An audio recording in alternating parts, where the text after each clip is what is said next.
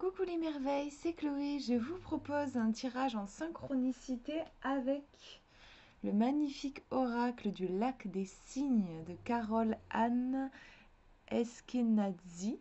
Alors, il n'est pas encore sorti en fait, je l'ai reçu en avant-première, mais voilà, si vous intéresse, il sera disponible à partir du 2 décembre et vous pouvez déjà commencer à le précommander. Donc, hop, je vous montre. J'ai fait 3 tirages comme d'habitude.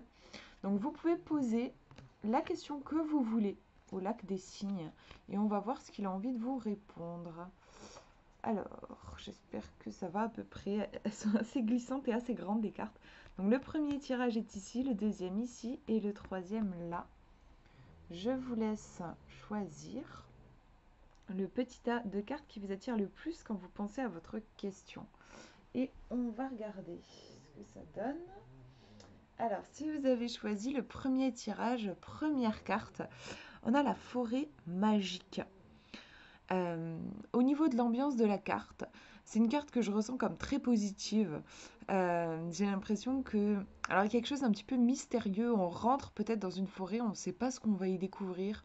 Donc, au niveau des conseils, ça pourrait être oser l'aventure, oser tenter des choses. Même si les choses vous paraissent peut-être encore un peu mystérieuses, vous n'êtes pas certain de ce que vous allez rencontrer, on vous demande d'être optimiste et de plutôt que d'avoir peur qu'il y ait un truc pas cool qui vous tombe sur le coin de la figure, bah plutôt vous dire que ce qui va survenir sur votre chemin, ça sera merveilleux et magique. Moi, ça me fait penser à ça. On va regarder vite fait le livret. Alors, c'est la carte numéro 26. Alors, en mots-clés, ouais, on a l'initiation. Bon, je vais pas tout vous lire parce que sinon ça va être un peu long, mais on va regarder les affirmations. Il y en a plusieurs. J'accepte les défis de la vie et je les envisage comme des initiations bénéfiques pour moi. Je me transforme et j'aime cela. Je vois chaque situation comme une aventure passionnante à vivre. Donc ouais, vous voyez qu'elles sont... On peut vraiment les utiliser en intuitif parce que je la connaissais pas la carte. Donc ouais, il y a cette idée de oser l'aventure par rapport à votre question. Moi, en tout cas, je ressens quelque chose de très sympa. On va vérifier que la deuxième carte aille bien dans ce sens. On a le tutu et les pointes. Alors, qu'est-ce qu'on peut dire sur ça? Si je m'imagine un peu dans la carte, on a peut-être une danseuse qui est sur le point de monter sur scène et elle a du coup, ben voilà, ces petites affaires qui sont prêtes. Il y a peut-être l'idée de genre je vais endosser mon costume pour monter sur scène. Il y a quelque chose de peut-être d'un peu solennel, on sent que ce sont des objets puissants, voire presque magiques en fait, comme si au moment où par exemple, si c'est, je m'imagine dans la carte, au moment où je vais enfiler ces chaussons et cette robe, je vais me transformer en, en cygne, en danseuse du lac des cygnes. On peut voir un côté comme ça. Euh, Comment est-ce qu'on pourrait faire le lien avec la forêt magique? La forêt magique nous invite à oser l'aventure et ici c'est comme si on allait s'habiller pour vivre cette aventure. En fait, on va oui, mettre notre petite cape d'aventurier par exemple, prendre notre petit baluchon, ça me fait penser à ça, et, euh, et, et je sais pas comment dire, s'engager sur le chemin. Peut-être il y a une notion un peu d'engagement ici. C'est-à-dire que là, on est appelé. C'est chouette de recevoir l'appel, mais ensuite, il faut voir est-ce qu'on va le suivre concrètement, cet appel, ou est-ce qu'on va se contenter de l'écouter.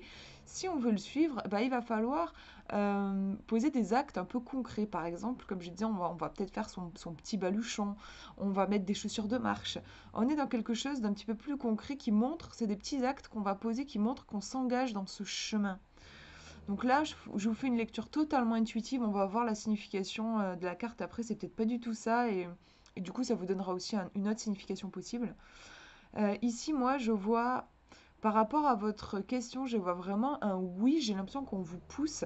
Par contre, il va falloir peut-être endosser certaines responsabilités. C'est-à-dire, il ne s'agit pas juste, par exemple, si vous, j'en sais rien, moi, vous avez demandé si ça va fonctionner sentimentalement avec quelqu'un. On vous dit oui, mais bon, après, il faudra aussi vous engager pleinement vous-même dans cette relation. Euh, oui, s'engager sur ce chemin. Si vous avez demandé si tel projet que vous aviez en tête, est-ce que ça va porter ses fruits? Oui, ça va porter ses fruits, mais il va falloir mettre les mains dans le cambouis peut-être. Il va falloir vraiment vous donner aussi les moyens. Recevoir l'appel, entendre l'appel, c'est bien, mais il faut aussi à un moment donné incarner les choses. Moi, ça me fait penser à ça. On va regarder numéro 31. Donc déjà en numérologie, 3 plus 1, ça fait 4 et on est dans un numéro de structure. Donc ça va bien dans ce sens-là, dans le sens que je disais intuitivement, là, cette idée un petit peu de oser faire les choses en se structurant un petit peu. Alors on nous dit le tutu et les pointes, on nous parle de responsabilité. Donc ouais, c'est le ressenti que j'avais eu. Qu'est-ce qu'on nous dit? Allez, je vous lis si vous avez pioché cette carte. Un grand accomplissement venant couronner un brillant parcours s'annonce pour vous. La lumière et la réussite vont vous apporter une douce ivresse, récompensant un patient investissement. Savourez cette ivresse, vous la méritez. Mais attention, tout zénith s'accompagne forcément de grandes responsabilités. Et cela ne va pas sans entraîner une certaine pression psychologique. Car une fois le sommet atteint, il faut savoir se montrer à la hauteur et la tâche à assumer toutes les contraintes qui participent de cette ascension. Le but n'est pas seulement de parvenir à remporter le rôle d'Odette dans le lac des cygnes, il faut ensuite chaque soir pouvoir enfiler son tutu et ses chaussons meurtrissants pour monter sur scène, y danser aussi bien, sinon mieux que la veille. Donc ouais, il y a une notion un petit peu de se dépasser. En affirmation, on nous dit « Je savoure mes victoires et j'accepte avec joie les récompenses. Je me montre parfaitement à la hauteur de toute tâche qui m'incombe. J'assume avec facilité mes responsabilités. » Donc voilà, je vous laisse voir de votre côté comment ça peut vous parler. Pour moi, on a des cartes qui sont vraiment positives, qui vous poussent en avant, qui vous disent un grand oui par rapport à votre question. Par contre, c'est vrai que voilà, il va falloir peut-être, ça ne se fera pas sans effort, il va falloir vous dépasser, montrer à l'univers que vous voulez vraiment réussir. Et je pense que le chemin sera magique, en fait. Moi, c'est comme ça que je le ressens. Voilà pour ce tirage. Je vous montre le deuxième maintenant, première carte. Alors, on a Odette le jour. Donc, dans l'histoire du lac des cygnes, Odette se transforme en cygne. Enfin, elle a la forme d'un cygne le jour et elle reprend sa forme humaine la nuit. Donc là, on nous dit Odette le jour. Donc, on a cette transformation en cygne. Qu'est-ce que ça pourrait nous dire? Du coup, si jamais on se balade dans la forêt et qu'on tombe sur Odette le jour, on va tomber sur un cygne. Donc ça peut peut-être nous demander de voir au-delà des apparences. Euh, Puisque voir au-delà de cette enveloppe de cygne se cache une princesse. Il y a peut-être le côté aussi l'humain. Alors je sais pas pourquoi je dis, enfin, c'est quelque chose qui m'a traversé l'esprit là tout de suite, donc je vous le dis. On peut avoir un cœur vraiment profondément humain dans le bon sens du terme. Vous voyez, quand une personne, par exemple, vous dit cette personne, elle est vachement humaine, c'est-à-dire elle a des qualités de cœur. Peut-être voir des qualités de cœur sous une enveloppe qui paraît peut-être un peu basique. Voilà, l'animal. Qui a un cœur, une psychologie, c'est une princesse, donc un certain rang, alors qu'on dirait un animal parmi tant d'autres. En fait, il y a une complexité qui se cache derrière. Voilà, c'est ça que je voulais dire. Donc peut-être voir au-delà des apparences. On va regarder le livret pour voir un petit peu ce qu'on nous dit sur cette carte qui est la numéro 18. Alors, en mots-clés, on a le visible. On nous dit, si vous avez pioché cette carte, elle vous invite à développer vos perceptions intuitives. Souvenez-vous de ce que disait le renard de Saint-Exupéry. Ce qui est essentiel n'est pas forcément visible aux yeux. Certaines circonstances demandent à être lues, à être comprises avec le cœur et l'intuition avant tout. Il faut parfois chercher au-delà du vernis, ne pas se contenter de ce que l'on aperçoit au premier regard. Donc, par rapport à votre question, voilà, faut creuser un peu sous les apparences. Cela ne veut pas dire ici que les apparences sont trompeuses et dissimulent de noirs desseins. Cela signifie qu'en écoutant votre intuition, en plus des messages de votre raison et de vos prunelles, voire en l'écoutant davantage, vous parviendrez à une appréciation de la situation bien plus intéressante, élevée et lumineuse. Observez donc tous ces événements avec le cœur et laissez-le vous souffler la vérité qu'il en perçoit.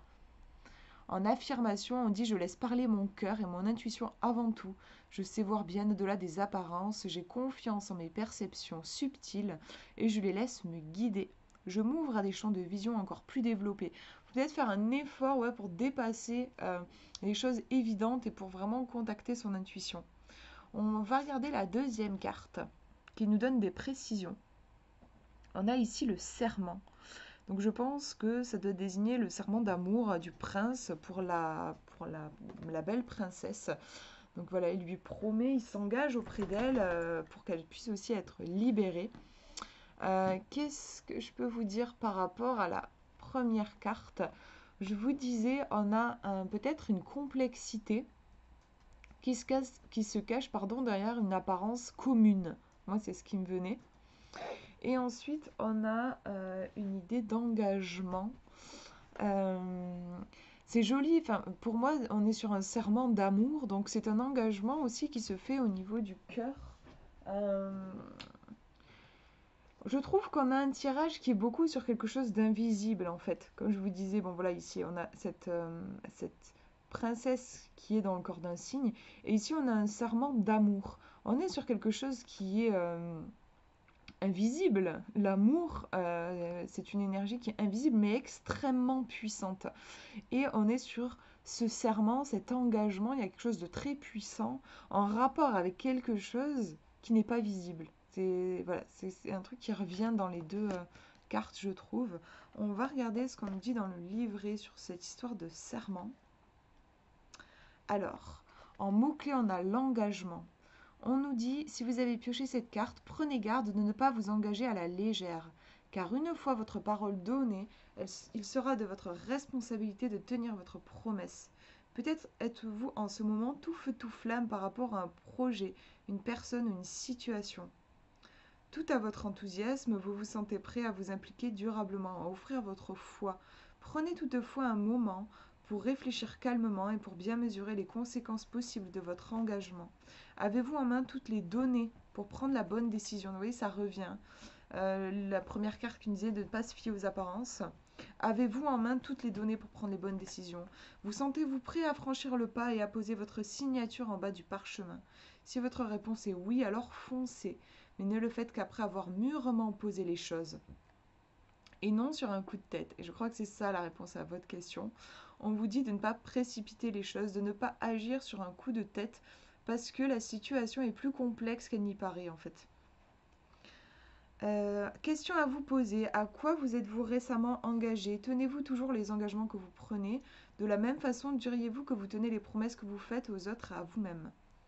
Affirmation, j'honore pleinement tous les engagements que je prends. Je suis fidèle aux promesses que je fais, je suis loyale vis-à-vis de moi, autant que vis-à-vis des autres.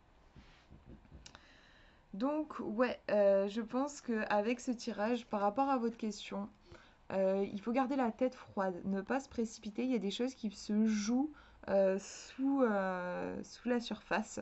Donc, prenez bien le temps de contacter votre intuition et votre cœur et n'agissez pas sous le coup de la précipitation, en fait, ou de la pression extérieure. Voilà pour ce tirage. Et je vous montre le dernier. Alors, première carte. Hop là, j'ai fait tomber. Alors, on a le pas de 3. Donc, on voit ici la princesse et le prince qui semblent être séparés par... je crois que c'est le sorcier, le méchant sorcier qui a jeté le maléfice à la princesse et qui fait qu'elle se transforme en cygne. Donc, comment ça pourrait être interprété?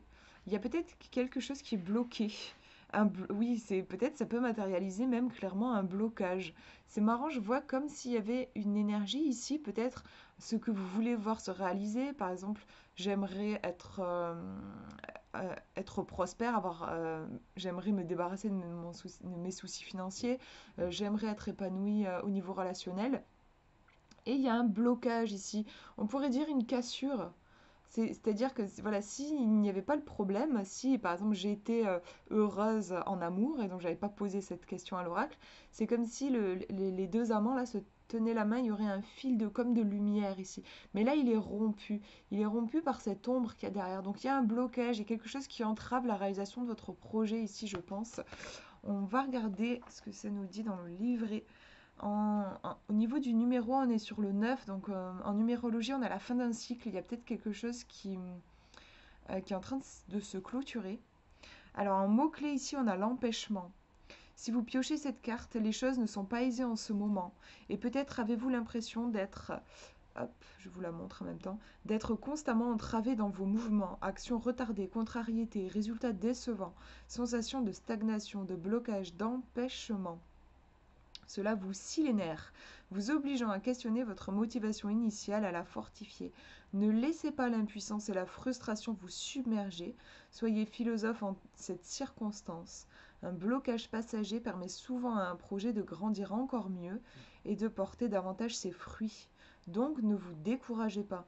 Prenez cet obstacle pour ce qu'il est, un contretemps qui peut-être vous offre l'opportunité d'envisager à nouveau l'ensemble du plan et de le rendre encore plus performant. Je vais vous lire les affirmations. J'accepte avec calme les obstacles qui peuvent survenir. Je prends chaque délai ou embûche comme une occasion de tester ma motivation. Je ne me laisse pas déconcentrer, je garde une vue de long terme.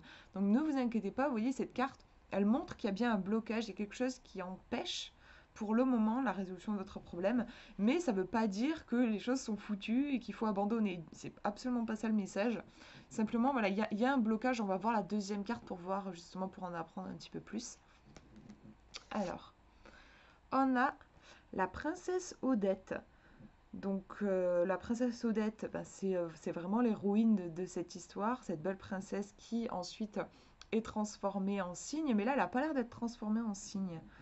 On va aller regarder ce que ça nous dit dans le livret, mais on a peut-être justement ici l'image de l'épanouissement. L'image, comme je disais là, de la réalisation du souhait. Ici, on a réussi à se défaire du blocage, il n'y a plus d'entrave, les choses, on est épanoui en fait, les choses coulent toutes seules. Ça me fait penser à ça, moi. Alors, on a la numéro 13, donc. Qu'est-ce que ça nous dit? Mot-clé, grâce. Si vous piochez cette carte, vous allez pouvoir mettre votre cœur au repos, car Odette incarne une invitation à la douceur et à la bonté. Quelle que soit la circonstance, laissez de côté les armures, c'est important je pense.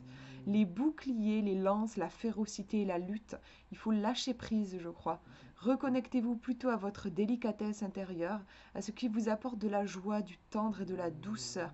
Plutôt en fait que de vous concentrer sur ce qui vous bloque, concentrez-vous sur ce qui vous fait du bien, sur vos qualités, sur l'abondance dans votre vie, sur le positif en fait. Prenez aussi un moment pour vous remémorer toutes les grâces, c'est-à-dire les bénédictions, ben voilà, c'est ça, qui vous entourent. Sentez-vous reconnaissant pour les abondances qui enrichissent votre vie, abondance matérielle, émotionnelle, relationnelle, professionnelle. Laissez l'espérance et la beauté refleurir en vous, telles de petites marguerites enchantées. Toutes vos batailles passées n'ont plus de sens à présent, qu'elles se dissolvent au loin. C'est très beau, je trouve. Donc au niveau du tirage, vous voyez qu'ici on est vraiment dans la nuit et on a ce blocage. Et puis ici au contraire on a un épanouissement. Comment on peut lire les cartes? Pour moi en fait ici on vous demande de lâcher prise. C'est-à-dire que quand on a quelque chose qui ne va pas dans notre vie, souvent on a cette tendance à focaliser sur ce qui ne va pas et on s'en fait une montagne et on essaye de défaire le nœud et plus on essaye de le défaire le nœud, plus on remarque à quel point il est serré et plus on envenime le truc en fait. Et là je ressens quelque chose comme ça dans ce tirage. Et là, vraiment, on vous dit, déconnectez-vous de ce qui ne va pas. Vous déconnecter de ce qui ne va pas, ça ne veut pas dire abandonner et être en mode, de toute façon, je traînerai cette galère toute ma vie. Ça ne veut pas dire ça. Ça veut simplement dire que vous allez accorder votre temps et votre attention à quelque chose qui vous nourrit, qui vous fait du bien.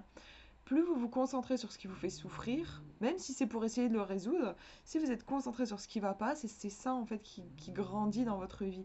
Donc là, on vous demande de vous décoller de ça et de vous concentrer sur le positif dans la situation. Il y a toujours du positif, c'est juste, ça vous demande de rediriger votre regard On demande de faire cet effort et pour passer du blocage, de la sensation un peu d'être victime, de la sensation que le monde est contre vous, à la grâce. La grâce, c'est vraiment les bénédictions, c'est bénir tout ce qui vous arrive, c'est remercier, c'est voir la beauté autour de vous et ce sera vraiment transformateur. On a vraiment ici un tirage transformateur, je trouve. Voilà pour ces tirages, ben, j'espère que ça vous aura parlé. J'ai adoré tirer les cartes avec ce jeu, je le trouve vraiment sublime. Voilà, je vous fais de gros bisous, prenez bien soin de vous.